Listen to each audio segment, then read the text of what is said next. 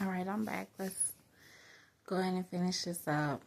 Um, so I have my baby. They take her back to the NICU, and about an hour later, her dad and his mom arrive, and I'm just crying, emotional, and I remember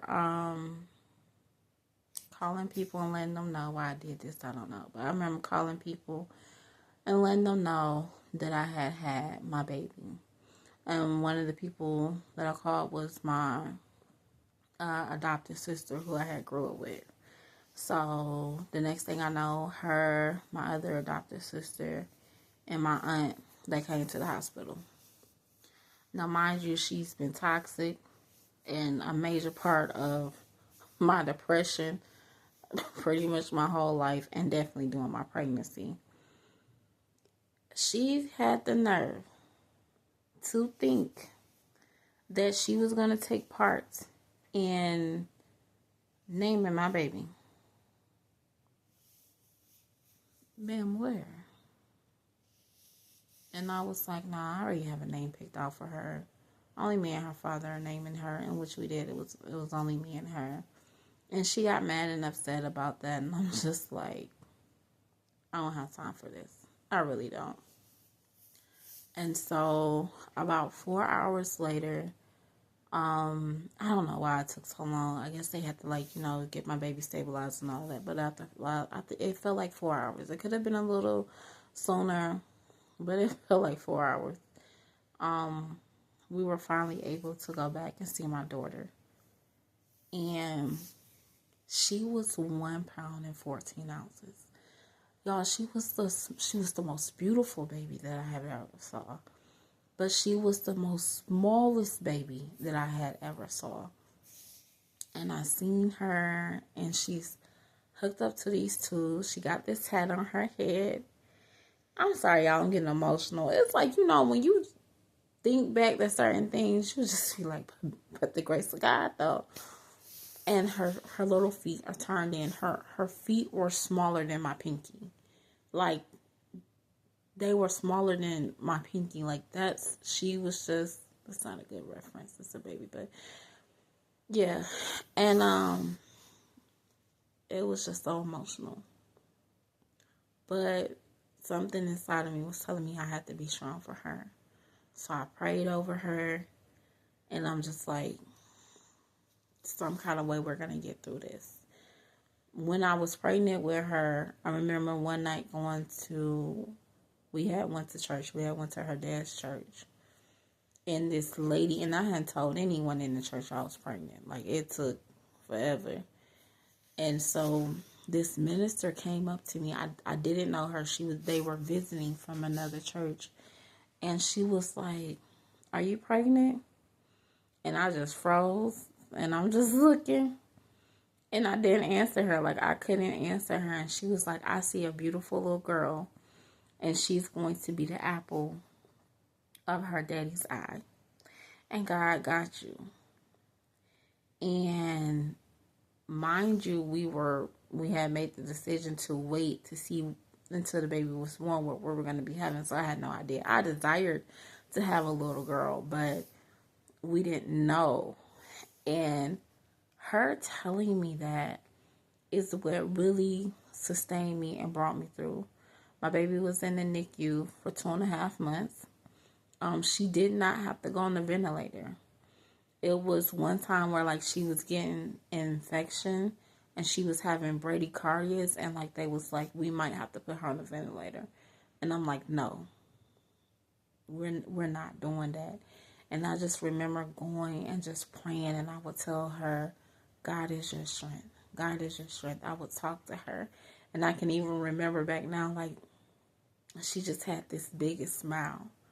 And it was so amazing watching her day by day grow big and get strong and move from the feeding tube to this and taking a little bit more. And 9 days old is when I was able to hold her for the first time.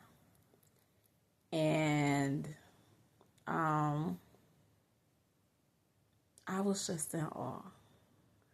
I was just in awe that this little baby, I'm her mom. I gotta protect her. Now, at this point, she was all I was concerned and worried about. And so I went home and I had to leave my baby in the hospital. And the very next day, I prepared myself to go and take milk. And everybody was like, you just had a baby.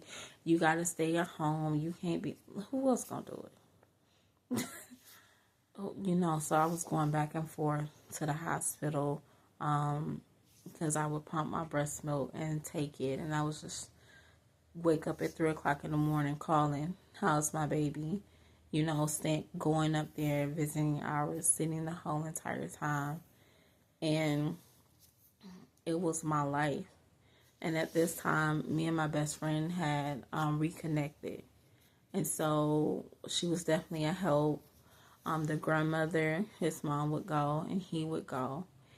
And so,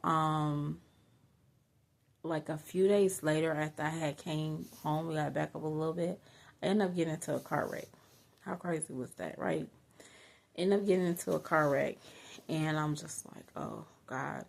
But I didn't have to be hospitalized or anything. I was able to just walk away with a sore arm, by the grace of God, and keep doing what I do. And I think for her father, I think it was too hard. It was too hard for him to see her like that, because eventually I'd be like, are you coming to the hospital with me today? And he'd be like, no. Next day, are you coming to the hospital? No, I gotta work. And so that started an argument from my end, because I didn't understand. People handle things differently. The only thing I saw is, look, this is our child and we gotta be there, and I need you to be here with me, And so it just seemed like he would go days and not come, and I would just be so hurt because I feel like I was doing it by myself. And I didn't understand. And so 2.5 months later, I was finally able to bring my baby home. And I was so happy. I was so happy. She was the best baby ever. Like, she was the best baby. Like, that was my baby. That's still my baby now. She's 10 now. And it's just amazing to see how the Lord brought her through. She had to have foot surgeries and things like that. Matter of fact, she's getting ready to have another one. They didn't think that she would walk, but she runs and plays like everybody else. She wears a brace, but she walks, she runs and plays like everybody else. Can't walk like far, not just a little bit, just like a little, but she does excellent. Like, she is a normal kid. She can walk around school and all of that. So God really kept me through that, because it was hard. It was really a trying time. About 2 years later, I ended up getting pregnant with her brother. And